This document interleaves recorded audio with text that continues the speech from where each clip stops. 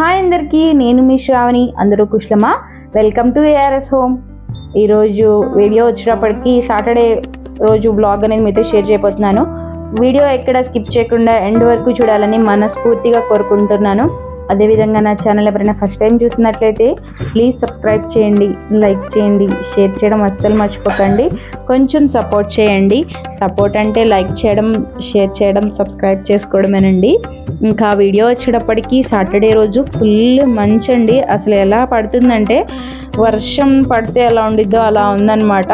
నేల మొత్తం తడిచిపోయింది. నాకు అంటే కింద కన్నా పైన వ్యూ చాలా బాగుంటుందని టెర్రస్ పైకి వచ్చి మీతో అయితే వీడియో షేర్ చేశాను. చాలా బాగుందండి. కొండ కూడా కనిపించలేదు, అంత కవర్ అయిపోయింది. ఇంకా కింద అయితే ముగ్గు పెట్టేశాను. దాత్విక్ని అయితే ఇంకా రెడీ చేయించి పంపించేశాను. అంటే ఈరోజు లంచ్ బాక్స్ లేదండి దాత్విక్కి. ఇంకా మామూలుగా బ్రేక్ఫాస్ట్ చేసేసి వాడికి అయితే పంపించాను.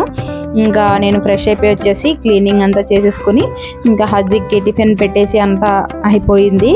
ఇంకా పూజ చేసుకుందాం కదా అనేసి చేసుకుంటున్నాను. యాక్చువల్గా అమ్మవారి పుట్టినరోజు తెలుసు కదండి, అంటే వసంత పంచమి 2 days వచ్చిందనమాట. అంటే ఈరోజు ఆఫ్టర్నూన్ నుంచి రేపు ఆఫ్టర్నూన్ వరకు, అంటే సండే వరకు అయితే ఈరోజు అయితే నేను సింపుల్గానే చేశాను.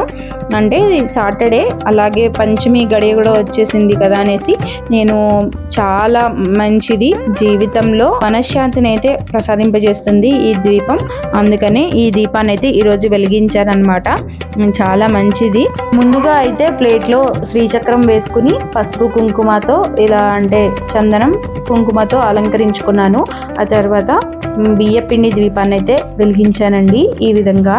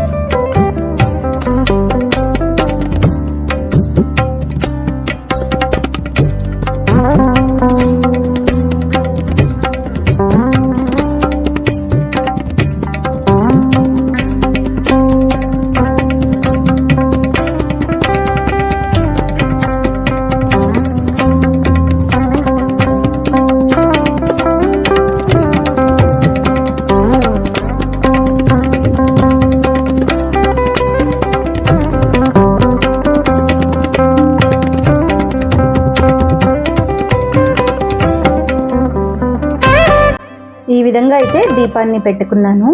ఈ విధంగా అయితే మండపాన్ని కూడా అలంకరించుకున్నాను అనమాట, పీఠాన్ని కూడా. మనశ్శాంతి నాకు ముఖ్యం అనిపిస్తుందండి. మీరేమంటారో నాకు కామెంట్ చేయండి. అంటే డబ్బుల కన్నా మనశ్శాంతి ముఖ్యం. మనం మంచిగా జీవించి ఉండాలంటే, సంతోషంగా ఉండాలంటే డబ్బులు కాదండి కావాల్సింది, మనశ్శాంతి. నేనైతే అదే అనుకుంటాను. అది మాత్రం శ్యామలమ్మ బాగా ఇస్తారు. అంటే శ్యామలమ్మ దానికి ప్రతీక అని చెప్పొచ్చు. ఇంకా ఖండంలాగా అయితే నేను అష్టలక్ష్మి దీపాన్ని కూడా వెలిగించానమాట. దాన్ని ఎప్పుడు చూసుకుంటూ ఉంటున్నాను. ఇంకా ఈ విధంగా అయితే పూజని పంచోపచార పూజ అన్నీ చేసుకున్నాను.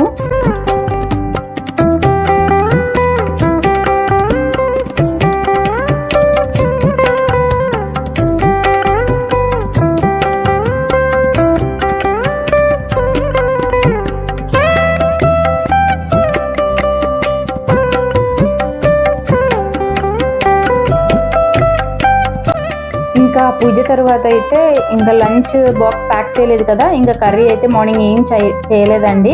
మష్రూమ్స్ ఉన్నాయండి, మొన్న ఒక 2 ప్యాకెట్స్ తీసుకొస్తే ఒక ప్యాకెట్ అయితే కర్రీ చేశాను. ఇంకొక ప్యాకెట్ ఉంది. ఇంకా దాన్ని పులావ్లా చేసేద్దాం కదా అనేసి చేస్తున్నాను అనమాట. ఈరోజు ఎర్లీగానే అయిపోయింది. అంటే కదా, అంటే మార్నింగ్ ఏం వంట చేయలేదు కాబట్టి త్వరగా అయిపోయింది అనమాట. ఇంకా దాతికి వచ్చే లోపల 12:30 అలా వస్తాడు. ఈ లోపల వచ్చే లోపల ఈ వంట కూడా చేసేద్దాం కదా అని చేస్తున్నాను. ఇంకా నార్మల్గా పులావ్లానే వేస్తున్నాను, బట్ దాంట్లో మష్రూమ్స్ యాడ్ చేశాను అనమాట. ఇంకా నీరసం వచ్చిందండి. మార్నింగ్ బ్రేక్ఫాస్ట్ ఏం చేయట్లేదు కదా, ఫ్రూట్స్ కూడా ఏం లేవు. ఓకే, క్యారెట్ ఉండింది, ఇంకా దాన్ని ఒకటి కట్ చేసి వేసాను దాంట్లో పులావ్లో.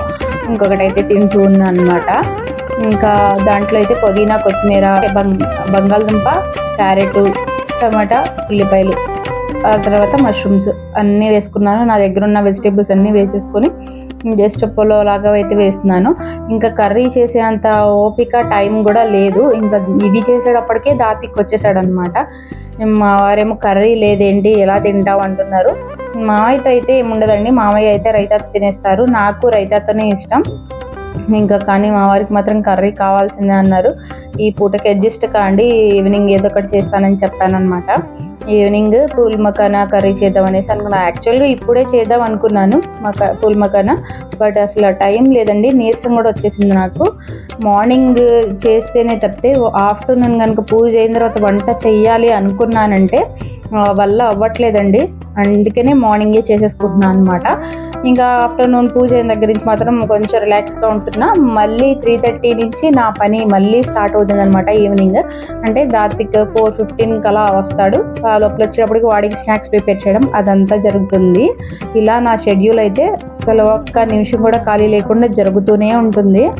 ఇంకా ప్రసాదంగా అయితే మార్నింగ్ నైవేద్యంకి పులిహార చేశాను. ఈ పొలగా వేసుకుని ఇంకా తింటున్నా అనమాట. హస్బెండ్ నాతో పాటు కూర్చుని ఏదో యాక్షన్ చేస్తున్నాడు. ఇంకా ఇక్కడైతే ఇది ఈవినింగ్ అనమాట. మళ్ళీ క్లీనింగ్స్ అన్నీ చేసేసుకొని ఈరోజు ఈవినింగ్ కూడా పంచమి ఉంది కదా, తిది అనేసి ప్రసాదం చేద్దాం కదా, సేమియా కాస్తున్నాను అనమాట. వాళ్ళకి స్నాక్స్ కింద కూడా ఉంటుంది కదా అనేసి ఇలా సేమియా కాసేస్తున్నాను. దీంట్లో నేను పంచదారతో కాయట్లేదండి. ఇదివరకు పంచదారతో చేసేదాన్ని, పాలు విరుగుతాయి అలా అనేసి ఒక డౌట్ ఉండేది. బట్ ఇప్పుడు చిన్న టిప్తో నేను బెల్లంతోనే కాస్తున్నాను. చాలా బాగుంటుందండి. ఏం లేదు, మొత్తం సేమియా మొత్తం ఉడికిపోయిన తర్వాత స్టవ్ ఆఫ్ చేసేసి కొంచెం సేపు అనేది అది ఆరిపోవాలి. ఆరిపోయిన తర్వాత పాకం అనేది వేస్తాను, బెల్లం పాకం. కానీ ఈరోజు కొంచెం తొందరగా చేయాలని ఫాస్ట్గా చేసేసాను. అయినా పాలు అయితే విరగలేదులేండి. నైవేద్యానికి పక్కకు తీసేసి ఇంకా పిల్లలకైతే పాయసం తినిపించేశాను. ఇంకా ఈవినింగ్ పూజ కూడా సింపుల్గా చేసేసుకున్నాను. నైట్కి ఇంకా మళ్ళీ క్లీనింగ్స్ అన్నీ చేసుకుని రేపటికైతే నైవేద్యానికి గారెలు చేద్దాం అనుకుంటున్నాను. గారెలకి అలాగే ఇడ్లీకి రవ్వ, పప్పు మొత్తం నానబెట్టేశాను అనమాట. రేపు ఒక మంచి వీడియోతో అయితే మీ ముందుకు వస్తాను. ఏంటి ఆ స్పెషల్ వీడియో అనేది తప్పకుండా రేపు వీడియోలో చూడండి. వీడియో నచ్చింది అనుకుంటున్నాను. నచ్చితే ప్లీజ్ లైక్ చేయండి, సబ్స్క్రైబ్ చేసుకోండి, షేర్ చేయండి. Thank you for watching. ఇంకో నెక్స్ట్ వీడియోతో మళ్ళీ మీ ముందు ఉంటాను.